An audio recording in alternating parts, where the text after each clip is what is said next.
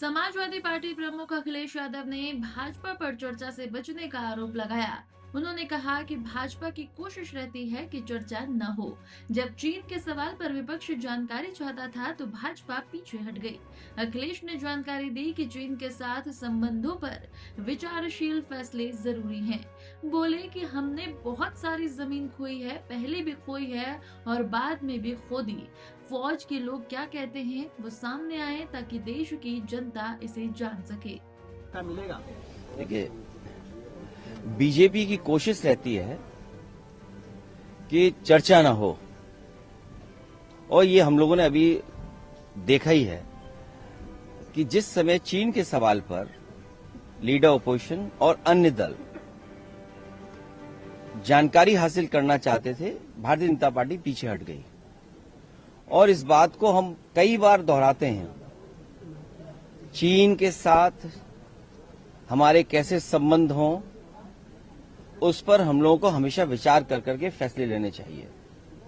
National security, border security और खासकर चीन के साथ हमारे रिश्ते अच्छे और बुरे वक्त वक्त पर रहे हैं। बहुत सारी जमीन हमने खोई है, पहले भी जमीन खोई है, बाद में फिर जमीन खो दी हम लोगों ने। फौज के लोग क्या कहते हैं, कम से कम वो पक्ष आए और देश की जनता जाने। न केवल हम जमीन खोते हैं चीन से, हमें अपना बाजार भी हमारा छिनता जा रहा है। कुछ पुरानी सरकार में छिना बाजार, फिर अब बाजार छिन गया। तो आखिरकार हम किस दिशा में जा रहे हैं? और उसके बाद ये जो अमेरिका से डील हुई है, ये डील नहीं ढील हुई है। हमारा पूरा बाजार उनके हाथ में दे दिया। सरहद की बात करें, अब तो किचन के रास्ते हमारी थाली तक, नवाला जो है हमारे एक रोटी के टुकड़े तक बात पहुंच गई है। अब सनातनियों को ये चिंता करनी पड़ेगी कि उनका व्रत कैसे सनातनी रहेगा। मान लीजिए डेयरी प्रोडक्ट्स वहां से आ गए तो हमारे सनातनी लोग व्रत कैसे रखेंगे, हम सब भारतवासी व्रत कैसे रखेंगे?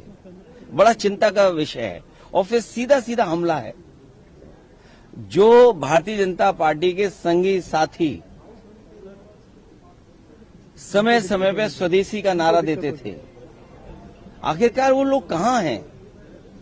वही जो बिल्डिंगें बड़ी बड़ी बनी हैं, कहीं उसके अंदर अंग्रेजी चश्मा लगाकर तो नहीं बैठे हुए हैं। और ये बात तो साबित हो गई है, जिस तरह की डील हुई है, न जाने क्या क्या उसमें फैसले होंगे। देश तो जानना चाहता है। पीयूष गोयल जी ने कल कहा कि